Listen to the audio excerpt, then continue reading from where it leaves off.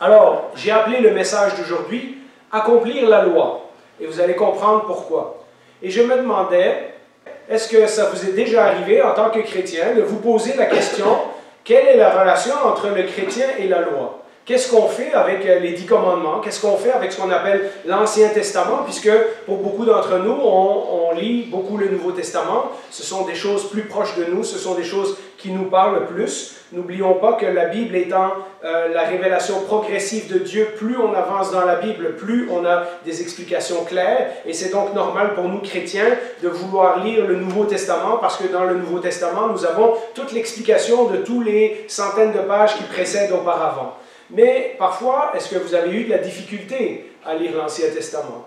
Est-ce que vous vous êtes déjà posé la question pourquoi il y a des fêtes et des lois de l'Ancien Testament qui semblaient bonnes, mais qu'on ne fête plus à l'Église, ou des commandements qu'on ne respecte plus? Peut-être vous avez lu les lettres de l'apôtre Paul et vous avez vu le dilemme de l'épître aux Galates où certaines personnes voulaient suivre la loi et comment Paul était farouchement opposé à ce que les chrétiens suivent la loi. Et donc on a parfois une certaine idée de la loi et de l'Ancien Testament et on pourrait croire, comme on pense qu'on connaît le sermon sur la montagne, on pense qu'on sait ce que Jésus a dit et on découvre chaque semaine maintenant qu'en remettant le texte dans son contexte, on apprend des nouvelles choses, eh bien on pourrait croire que Jésus évidemment serait contre la loi.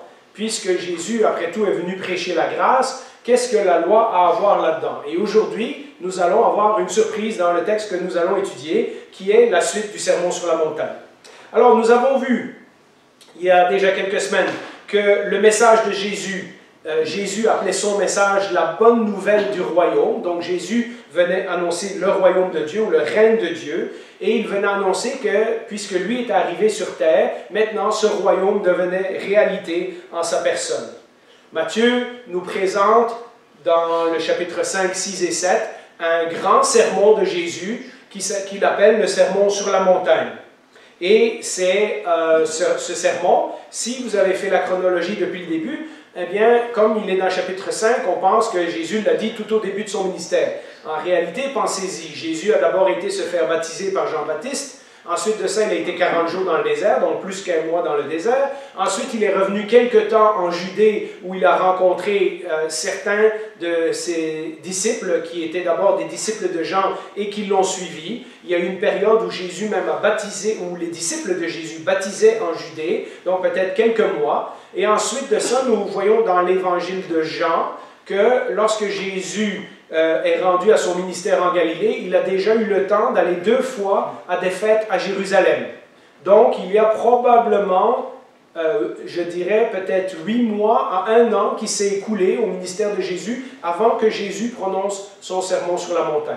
Ce qui veut dire que Jésus a déjà été à Nazareth où il a été rejeté, il s'est installé à Capernaum, il a déjà commencé à faire des miracles, il a déjà commencé à visiter des villages, il a déjà guéri des gens partout. Nous avons vu que Jésus avait déjà rencontré des gens qui avaient des démons, des gens qui avaient la lèpre, des gens dont le serviteur était malade, etc. Et donc ces choses-là se sont passées, et là peut-être 10 mois, 1 an après, Jésus à un moment donné fait cet enseignement à une grande foule qui le suivait. Nous avons vu que Jésus avait démontré son autorité en tant qu'envoyé de Dieu en faisant des miracles dans toutes les catégories de problèmes que les gens pouvaient rencontrer. Et les foules qui écoutent Jésus sont des gens qui ne sont pas nécessairement l'élite religieuse. Ce ne sont pas les pharisiens, les scribes, les maîtres de la loi, mais des gens du peuple qui habitent en Galilée, qui habitent dans des villages, qui ont des jobs bien banals, qui ne sont pas très instruits dans les Écritures, etc., qui n'ont pas une vie impeccable, des gens qui viennent des couches plus faibles de la société, qui n'ont aucun pouvoir pour la plupart d'entre eux, qui n'ont aucune influence, qui n'ont même aucun avenir. Pour la plupart d'entre eux, la vie se résume à gagner leur pain quotidien, au jour le jour, faire ce qu'il faut pour gagner le pain et mettre la table pour sa famille. Et c'est à eux, nous avons vu dimanche passé, que Jésus va dire « Vous êtes bénis parce que ce message de la bonne nouvelle que j'annonce est justement pour des gens comme vous, justement pour des gens qui n'ont rien. » justement pour des gens qui n'ont pas d'influence, qui n'ont pas de pouvoir, qui n'ont pas d'éducation, etc. C'est à vous que j'annonce le message en premier. Jésus n'est pas allé faire son sermon sur la montagne dans le temple à Jérusalem aux gens qui se pensaient déjà corrects avec Dieu. Rappelez-vous de ça dans le contexte. Alors, nous avons posé la question, et ça va être la première question aujourd'hui, de comment entrer dans ce royaume. Nous avons vu que ce n'est pas un automatisme que parce que nous sommes pauvres ou riches, nous sommes inclus ou exclus du royaume de Dieu. Il y a une autre façon d'y entrer. Nous avons vu le danger, ce que j'ai appelé le danger numéro 2, de dire automatiquement Jésus était un grand travailleur social et tous ceux qui sont pauvres, rejetés, exclus dans la société, tout à coup ils sont sauvés, ils vont au ciel sans rien faire parce que Jésus est venu pour eux. Ce n'est pas ça que Jésus disait. Il disait que le message était pour ces gens-là. Maintenant, il y a un troisième danger qu'il faut adresser. On en a déjà parlé un petit peu la dernière fois. Le troisième danger, c'est de voir le sermon sur la montagne comme une liste de choses qu'il faut faire pour rentrer dans le royaume de Dieu. Les gens qui écoutaient Jésus à cette époque-là ne sont pas à l'abri de faire cette interprétation-là, dire « Ah, ok, donc ça veut dire que si je suis comme ça, comme ça, comme ça, comme ça, je vais pouvoir rentrer dans le royaume de Dieu. » Mais quand on y pense, nous, dans l'Église, on raisonne encore parfois comme ça aujourd'hui. Fais ça et ça et ça et tu seras un bon petit chrétien. Et donc, si tu es un bon petit chrétien, c'est sûr que tu vas aller au ciel. C'est un peu le genre de raccourci intellectuel qu'on fait lorsqu'on écoute la Bible plus ou moins attentivement. Dieu te prendra certainement au ciel si tu respectes toutes ces règles. Et nous oublions ce que la Bible nous dit sur la grâce, sur le salut gratuit et ces choses-là, dont nous reparlerons très prochainement. On verra d'ailleurs régulièrement des gens dans le peuple juif. Au fur et à mesure qu'on va avancer dans la vie de Jésus, rappelez-vous de ça, mais certainement ça vous vient déjà en tête, un nombre de gens qui vont aller voir et qui vont dire « Qu'est-ce que je dois faire ou qu'est-ce qui me manque pour hériter du royaume de Dieu. » Ce sont des gens qui ont fait une liste, qui ont presque tout accompli sur cette liste. Dans quelques semaines, on prendra l'exemple du jeune homme riche. Ça va bien vous illustrer ce point-là. Et qui pensent que, voilà, il me manque juste un petit coup de pouce et je vais être correct avec Dieu. J'aurai tout fait ce que Dieu veut et là, Dieu n'aura pas le choix que de m'accepter dans son royaume. Mais avant de répondre à cette question-là, comment on entre dans le royaume, il y a un autre point qu'il nous faut adresser aujourd'hui et c'est la question qu'on va examiner. Alors, je me suis posé la question en regardant l'Ancien Testament, quelle était l'intention de Dieu en donnant la loi? Et c'est Jésus qui va nous expliquer tout ça dans les versets d'aujourd'hui. Jésus commence par rappeler au peuple que Dieu a toujours eu l'intention de se créer un peuple qui reflèterait son caractère et qui serait un exemple pour le monde entier. Et donc, il va donner ces fameux versets dans Matthieu chapitre 5 à partir du verset 13. « Vous êtes le sel de la terre. Mais si le sel perd sa saveur, avec quoi la lui rendra-t-on? Il ne sert plus qu'à être jeté et piétiné par les hommes. Vous êtes la lumière du monde. Une ville située sur une montagne ne peut pas être cachée. Et on n'allume pas non plus une lampe pour la mettre sous un seau, mais on la met sur un support et elle éclaire tous ceux qui sont dans la maison. Que, de même manière, votre lumière brille devant les hommes, afin qu'ils voient votre belle manière d'agir et qu'ainsi ils célèbrent la gloire de votre Père céleste. » Vous avez sûrement entendu des prédications là-dessus. Vous savez que le sel servait à conserver les aliments. Et donc, lorsque Jésus dit aux gens qui l'écoutent, au peuple d'Israël, « Vous êtes le sel de la terre », eh bien, il est en train de dire Israël devait préserver le monde de la corruption. Israël devait être un exemple du caractère de Dieu, etc. Ensuite, il dit la lumière sert à éclairer les ténèbres. Vous savez très bien, dans ce temps-là, il n'y a pas l'électricité, donc c'est une image qui est très claire pour les gens. On met une bougie dans la maison pour éclairer toute la maison. On la met le plus haut possible pour que sa lumière se répande partout. Et c'est en même temps une image de la ville de Jérusalem. Jérusalem qui est sur une montagne, qui est au centre du pays, qui est la ville où Dieu a construit a décidé d'installer son trône dans le temple, etc., etc. Cette ville aurait dû être l'exemple, la lumière qui montre le chemin vers Dieu à toutes les nations qui entouraient Israël. On voit ce but de Dieu dans l'Ancien Testament à de nombreuses reprises. Dieu a sauvé Israël, pas pour leurs beaux yeux, mais pour qu'il soit un exemple pour les gens autour de eux. Or, si vous avez lu l'Ancien Testament, vous savez très bien que Israël a failli à sa mission. Fois après fois, après fois, après fois. Et Jésus aussi le sait très bien. Parfois, on lit ces versets comme si c'était une promesse pour nous. Hein, vous êtes le sel de la terre et la lumière. Je pense, moi, dans ces versets-là, qu'il y a un jugement d'Israël. Vous étiez supposé d'être le sel de la terre. Vous deviez être la lumière du monde et regardez où vous êtes rendu aujourd'hui. Et si vous n'êtes pas certain de mon interprétation, vous allez voir, dans les prochaines semaines, on va parler de la religion qui s'est établie en Israël et vous allez un peu comprendre que la religion que les Juifs pratiquaient n'est pas ce que Dieu voulait dans l'Ancien Testament. Jésus sait très bien, en connaissant l'histoire de son peuple, que Israël a failli à cette mission. Fois après fois, tout l'Ancien Testament est une histoire des échecs du peuple d'Israël, de ses dirigeants, de son peuple. Rappelez-vous, Israël sort d'Égypte, Moïse monte sur la montagne pour recevoir les 10 commandements, et la première chose que le peuple fait, c'est faire un veau d'or pour l'adorer. Alors que le premier commandement, c'est « Tu adoreras le Seigneur ton Dieu ». Donc vous voyez, il y a tout de suite un clash. Et ce qu'on voit dans tout l'Ancien Testament, c'est qu'à chaque fois que Dieu demande quelque chose, Israël va faire exactement le contraire. On en a parlé dans d'autres messages précédents. Ils n'ont pas respecté les lois sur le jubilé, ils n'ont pas respecté, pendant longtemps, ils n'ont pas respecté les jours de repos, le sabbat, les fêtes religieuses. Combien de fois on lit qu'ils avaient même égaré le livre de la loi. Hein? Un ou deux rois ont fini par retrouver les Écritures emmurées dans une pièce, quelque part dans le palais, ce qui veut dire que les gens ne connaissaient pas l'Écriture, ne savaient pas ce que Dieu demandait d'eux. Jésus sait que même là, les gens sont en train de faillir à leur mission. Et même s'il leur disait, bon, ben là, je suis venu vous dire, vous êtes le sel de la terre, la lumière du monde, maintenant je remonte au ciel, puis arrangez-vous pour être des bons petits juifs, Jésus sait qu'ils vont continuer à faillir à leur mission. Ce n'est pas parce que Jésus nous rappelle ces choses-là qu'automatiquement on est capable de les faire. Chaque fois que Dieu a fait des lois, tout de suite après, le peuple les a brisées. La loi dont Jésus parle, c'est la loi de Moïse. C'est les 10 commandements, mais c'est aussi tous les autres commandements que Dieu a donnés dans le livre de l'Exode et dans Deutéronome. C'est l'ancienne alliance, comme on l'appelle. C'est l'alliance que Dieu avait faite avec son peuple. C'est un contrat que Dieu avait passé avec son peuple. Si vous m'obéissez, voilà ce que vous devez faire. Et si vous m'obéissez, voilà les bénédictions. Et si vous me désobéissez, voilà comment je vais vous punir.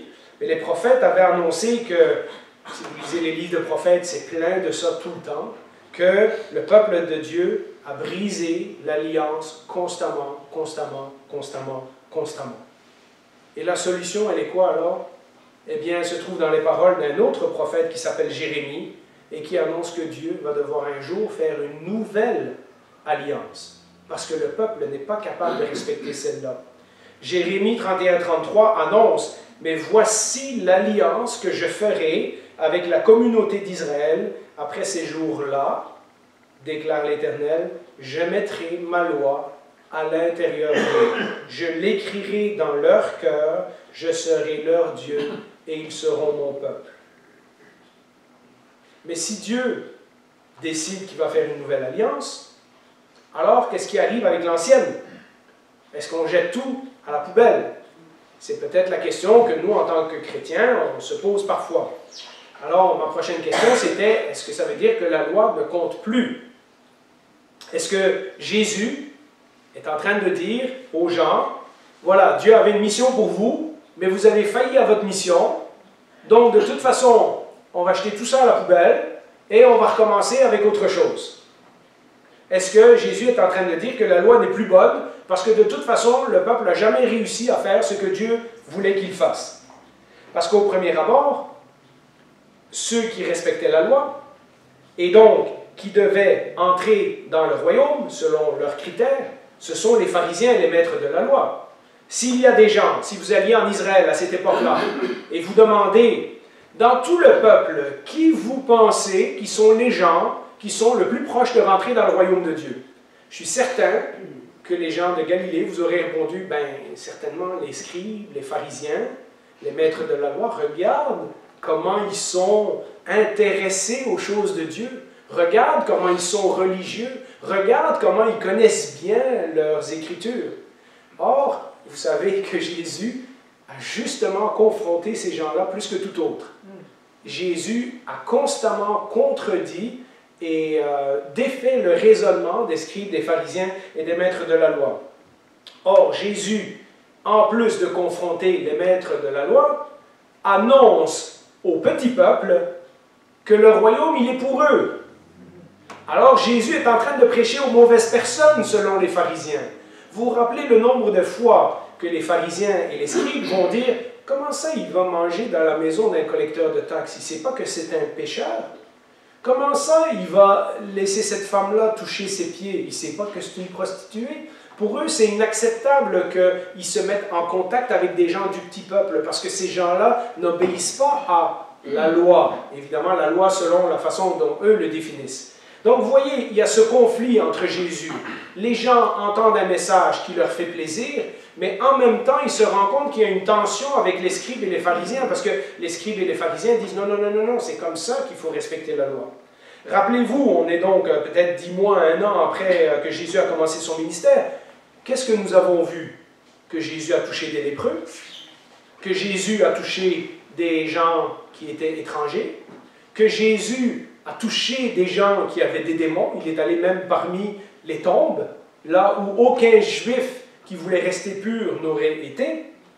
Mais plus que ça, il a été rejeté à Nazareth par les siens quand il a dit que la parole de Dieu s'accomplissait en lui. Il a guéri quelqu'un le jour du sabbat. Ouh, gros péché pour les pharisiens. Hein? Il travaille le jour du sabbat. Il a des collecteurs de taxes parmi ses amis et même un parmi ses disciples, Matthieu, des gens donc qui sont impurs selon les maîtres de la loi. Et puis, ses disciples ont cueilli des grains le jour du sabbat. Vous vous rappelez, on a parlé de ça. Et Jésus leur a rien dit. Mais voyons, il aurait dû savoir que c'est interdit de cueillir des grains le jour du sabbat. Et puis, il a été à Jérusalem et il a chassé les vendeurs du temple et il a remis tout le monde en place. Tout ça s'est passé déjà au moment où Jésus dit son sermon sur la montagne. Donc, vous voyez ce conflit que les gens ont. D'un côté, il y a déjà les gens qui commencent à haïr Jésus parce que Jésus est en train de détruire leur système religieux. Et de l'autre côté, il y a des gens qui se questionnent en disant « Oui, mais nous, on a toujours cru que les religieux, c'était eux. Et maintenant, on a un rabbin qui vient et qui nous parle différemment, qui nous dit d'autres choses que ce que nos rabbins nous disent d'habitude. Est-ce que ce Jésus est venu pour détruire la loi, pour mettre fin à la loi, pour dire, bon, voilà, tout ce que les pharisiens vous ont dit, c'est pas bon, tout ce qu'il y a dans l'Ancien Testament, c'est pas bon, moi, je vais vous prêcher un nouveau message. » Vous voyez comment il y a le danger de croire cela. Mais c'est là que Jésus rajoute ces fameux versets qui nous causent beaucoup de maux de tête en tant que chrétiens. Ne croyez pas que je sois venu pour abolir la loi ou les prophètes. Je suis venu non pour abolir, mais pour accomplir. En effet, je vous le dis en vérité, tant que le ciel et la terre n'auront pas disparu, pas une seule lettre ni un seul trait de lettre ne disparaîtra de la loi avant que tout ne soit arrivé. Et ensuite, au verset 19, « Celui donc qui violera l'un de ces plus petits commandements et qui enseignera aux hommes à faire de même sera appelé le plus petit dans le royaume des cieux. Mais celui qui les mettra en pratique et les enseignera aux autres, celui-là sera appelé grand dans le royaume des cieux. » Alors, on peut tout de suite penser à une histoire. Vous vous rappelez quand Jésus va confronter les pharisiens et va dire « Vous avez fait une loi que si l'argent que vous deviez donner pour aider vos parents est dédié à Dieu, vous n'êtes pas obligé d'aider vos parents. » Et vous voyez comment les pharisiens avaient déformé la loi pour en faire quelque chose d'autre. Ce que Jésus est en train de dire dans ce verset, c'est que la loi est bonne, parce que la loi a été donnée par Dieu. Et tout ce qui vient de Dieu est bon et vrai. Et donc, elle a une valeur éternelle. Mais écoutez, avant de sauter à la conclusion, il affirme donc que la loi est valable et que la loi a son importance. Dieu a fait une loi qu'il s'attend à être accomplie et à être obéie. à la lettre. Puisque Jésus dit, on n'enlève pas les points sur les i et les barres sur les t. Hein? Dieu a fait une loi et il s'attend à ce qu'elle soit obéie. Jésus d'ailleurs va résumer cette loi, aime Dieu et aime ton prochain. Vous savez ces choses-là. Pourtant, en même temps, on a le dilemme que Jésus vient de soulever, que personne n'est capable d'obéir à cette loi. Le peuple qui devait être le sel de la terre et la lumière du monde ne l'a pas été du tout. Il n'y a aucune nation qui s'est convertie à cause du bon exemple d'Israël. Alors, qu'est-ce qu'on fait quand Dieu donne une loi qui veut qu'elle soit obéie, mais qu'en même temps, personne n'est capable d'y obéir? Alors, chez les pharisiens, les scribes et les autres, d'ailleurs Paul, qui était un pharisien avant de se convertir, va dire qu'il respectait la loi de façon impeccable. C'est chez ces gens-là, il y a ce sentiment qu'eux sont capables de respecter la loi à la lettre. Le jeune homme riche et plusieurs autres vont aborder Jésus en disant « Oui, j'ai fait toutes ces choses-là. Oui, je suis correct. Est-ce qu'il me manque encore quelque chose? » Et donc, vous voyez, il y a une classe de population qui est persuadée qu'ils sont obéissants à la loi de Dieu, qu'ils sont capables d'obéir. Et on verra, la prochaine fois, que Jésus va démolir ces choses-là. Il va leur montrer que la loi est beaucoup plus profonde que juste en apparence. Alors, si on n'arrive pas à faire la loi, est-ce que la solution, c'est, ben voilà, on la remplace par autre chose? Eh bien non. Il y en a un qui est capable d'obéir à cette loi. Il y en a un qui va faire de façon impeccable tout ce que la loi demandait. C'est Jésus. Et lui, il va faire pour le peuple d'Israël ce que le peuple est incapable de faire pour lui-même. Obéir à toute la loi de Dieu, parfaitement. En d'autres mots, Jésus n'est pas venu détruire l'ancien système, mais il va bâtir dessus. Il va construire quelque chose de nouveau, mais à partir de ce système-là.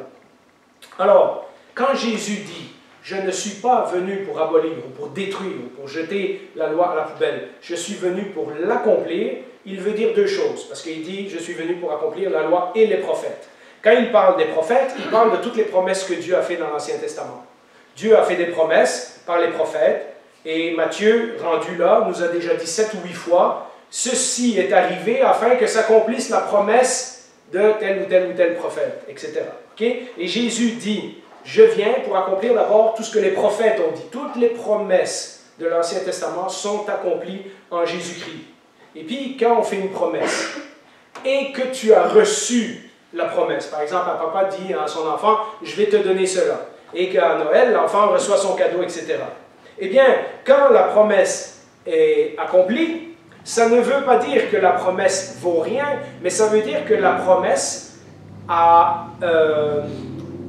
n'est plus nécessaire parce qu'elle a été accomplie. Si quelqu'un dit « je vais te donner cela » et puis qu'il te le donne, une fois que la promesse est accomplie, c'est pas que sa promesse ne vaut rien, mais c'est qu'une fois que vous avez reçu le cadeau, vous n'avez plus besoin de rappeler à cette personne la promesse. Donc, lorsque Jésus a accompli toutes ces promesses-là, ça ne veut pas dire que les prophéties de l'Ancien Testament n'étaient pas bonnes, ça veut dire qu'elles ont atteint leur objectif. Tout ce qu'elles prédisaient est arrivé en Jésus, donc, point à la ligne, c'est accompli. Mais deuxième chose, Jésus a aussi accompli tout le but de la loi. Le livre aux Hébreux nous dit que la loi était l'ombre des choses à venir, qu'elle devait nous guider vers une certaine direction. Que les sacrifices et tout le système du temple, etc., tout ça, c'était temporaire. Quand Jésus est venu, et le livre aux Hébreux prend 12 chapitres pour nous expliquer tout ça, donc je vais résumer en une phrase. Les sacrifices étaient temporaires, mais quand Jésus est venu, son sacrifice a accompli une fois pour toutes tout ce que la loi de Dieu exigeait. Hébreux 10, 12 nous dit, tandis que Christ, après avoir offert un seul sacrifice pour les péchés, s'est assis pour toujours à la droite de Dieu. Et je pense que c'est une des raisons pourquoi Jésus, sur la croix, dit « tout est accompli ». Pas seulement le plan de Dieu pour sa vie, mais le plan de Dieu que Dieu avait prévu depuis Genèse chapitre 1. Tout l'Ancien Testament est accompli dans la mort et la résurrection de Jésus. Mais, si on pensait qu'on en avait fini avec la loi, aïe aïe aïe, on a une surprise. Parce que Jésus, et c'est ma prochaine question, Jésus va parler d'une justice plus grande encore.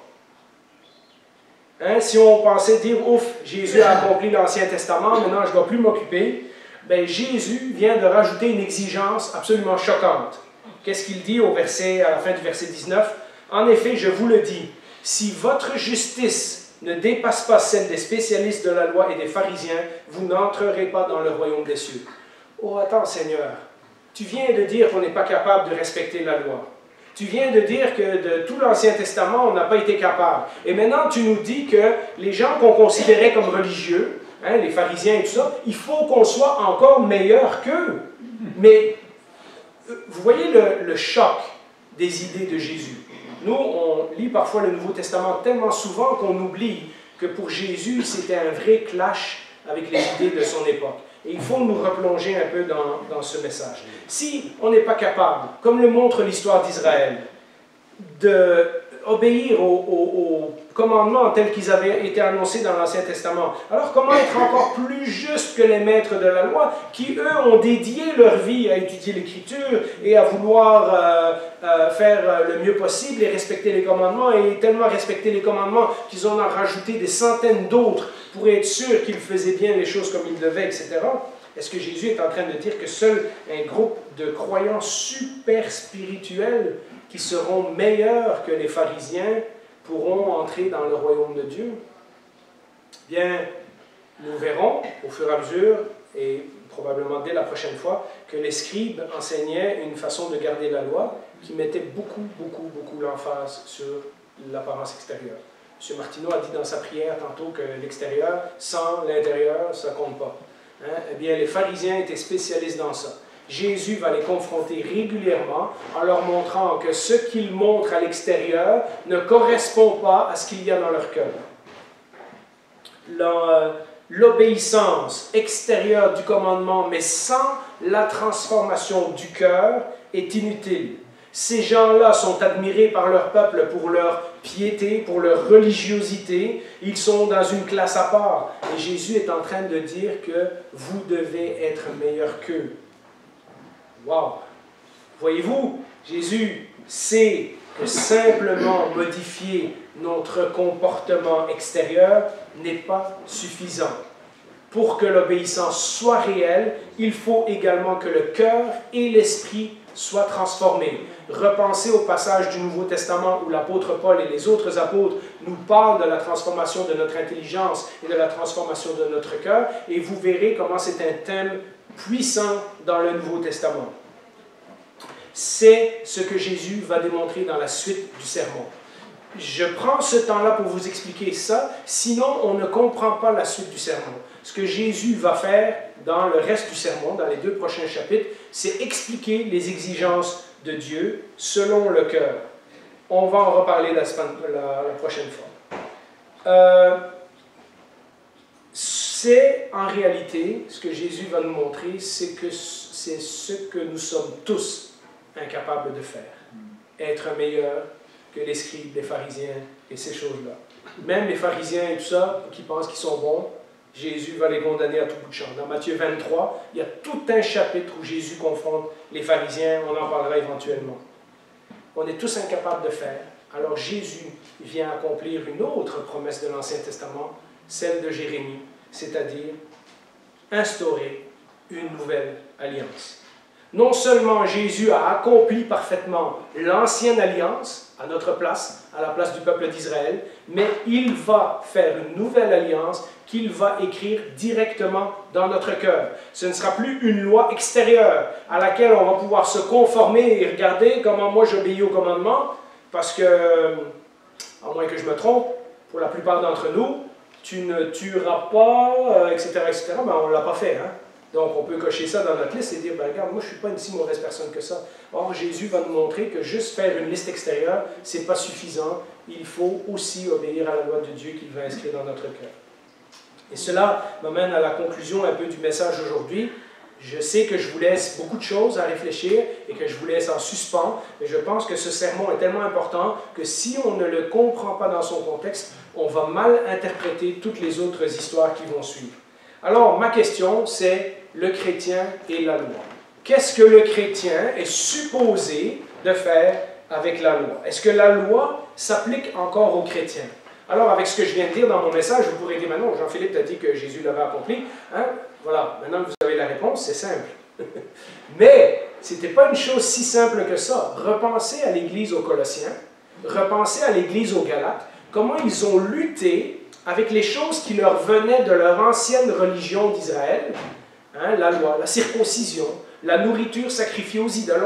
On fait quoi avec ces choses qui avaient l'air bonnes dans l'Ancien Testament? Et puis quoi, tout ça maintenant, parce qu'on est en Jésus, ça compte plus. Et vous verrez que la question de l'obéissance à la loi ou de l'obéissance à Christ, ou la relation entre les deux, n'était pas si évidente pour les premières églises. D'abord, rappelons-nous que la loi de l'Ancien Testament a été donnée pour le peuple juif. Ce n'est pas une loi qui a été donnée aux chrétiens, qui est bonne pour tous les peuples, pour tous les temps, et qui est universelle. Nous avons vu que Jésus a accompli cette loi, ses promesses et son but. Et donc, dans ce sens-là, la loi était bonne, mais Jésus l'a accomplie. Maintenant, il va bâtir quelque chose d'autre sur l'Ancien Testament.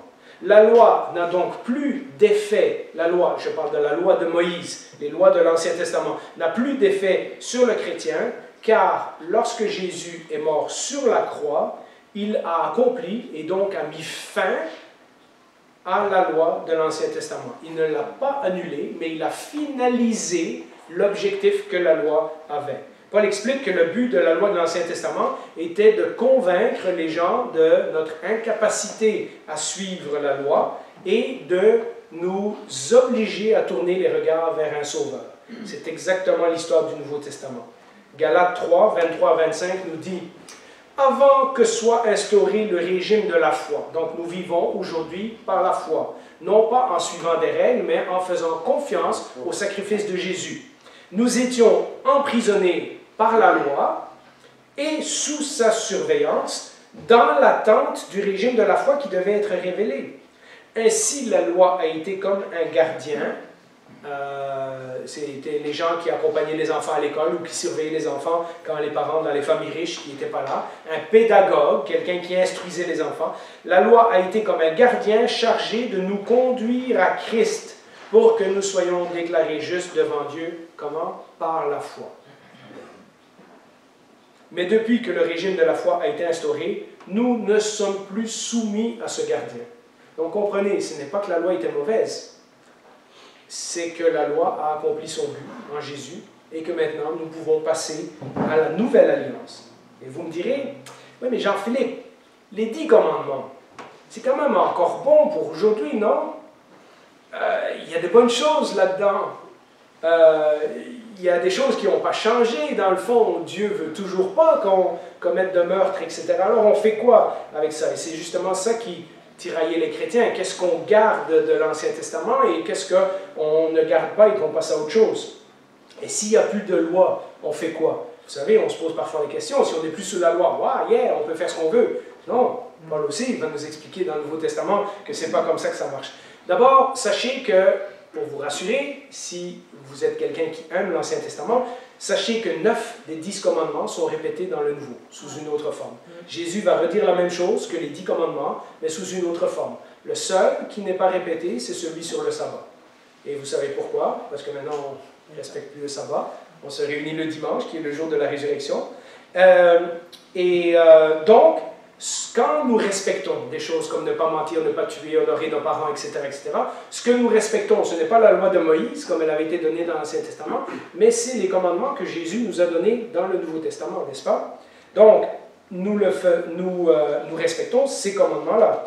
Et ces commandements-là, que Jésus répète dans le Nouveau Testament, de nouveau, je vais insister là-dessus, ce n'est pas une liste de choses à faire pour aller au ciel. Ce sont des choses qui reflètent le caractère de Dieu et le caractère qu'il voudrait que ses enfants aient. Donc, comme le caractère de Dieu ne change pas, ce qu'il détestait au temps de Moïse, il le déteste encore aujourd'hui. Et de toute évidence, si nous disons que nous sommes le nouveau peuple de Dieu, eh bien, nous devrions aussi détester les mêmes choses que Dieu déteste.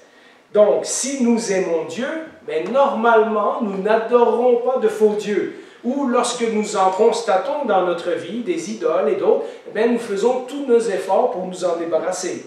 Si nous aimons notre prochain, nous ne voudrons pas les assassiner. Nous ne voudrons pas leur mentir. Nous ne voulons pas commettre d'adultère. Et nous ne convoiterons pas ce qui appartient à un autre. Ça, ce sont toutes des choses qu'on retrouve sous d'autres formes dans les enseignements des épîtres et des apôtres, etc. Ces choses-là sont bonnes, non pas parce que c'était la façon de rentrer au ciel ou d'obéir au commandement de Dieu, mais parce qu'ils reflètent le caractère de Dieu. Et si nous disons que nous sommes ses enfants, nous devrions ressembler à Dieu. Donc, vous voyez la différence. Nous ne faisons pas ces choses-là pour gagner notre ciel. Ah, si je ne mange pas, je vole. Si je ne mens pas, je vole pas, je ne triche pas, et je ne commets pas d'adultère, je vais être correct, je vais au ciel. Certains de nos gens qui sont religieux de nom, mais qui ne connaissent pas Christ, pensent comme ça encore aujourd'hui. Ce n'est pas une liste de commandements que nous faisons pour rentrer au ciel, mais parce que Jésus a déjà gagné le ciel à notre place. Nous le faisons pour honorer Jésus et non pas pour gagner notre place au ciel. Je n'ai pas encore expliqué comment on va au ciel. Ça, c'est un tout prochain message. Donc, gardez tout ça en tête. Donc, en conclusion, la loi comme système pour gagner l'approbation de Dieu ne fonctionne pas et ne fonctionne plus pour les chrétiens. Jésus-Christ nous a justifiés une fois pour toutes par son sacrifice unique. Si quelqu'un veut continuer, comme nous le faisons parfois, de fêter l'action de grâce, parce que c'est bien d'avoir une journée par année où on se souvient de tout ce que Dieu nous a donné, et qu'on le fait par reconnaissance pour Dieu, c'est une chose. Mais lorsque nous avons, par exemple, certains de nos amis qui sont adventistes et qui nous disent qu'eux sont la seule véritable Église qui obéit au Seigneur parce qu'eux respectent le sabbat et que nous, on est tous dans l'erreur parce qu'on se réunit le dimanche, vous voyez, là, on respecte une loi de l'Ancien Testament qu'on a tirée hors de son contexte et on en fait un critère absolu pour être un bon chrétien. Et là, à ce moment-là, selon moi, on fait une grave erreur. Dans Jacques, d'ailleurs, je l'ai mis dans mes notes, vous le lirez à la maison, dans Jacques 2,10, il nous dit que si on essaye d'utiliser la loi comme moyen pour être acceptable à Dieu, alors il faut qu'on obéisse à toute la loi. Ouais. Et que si on brise un commandement, on est coupable contre toute la loi.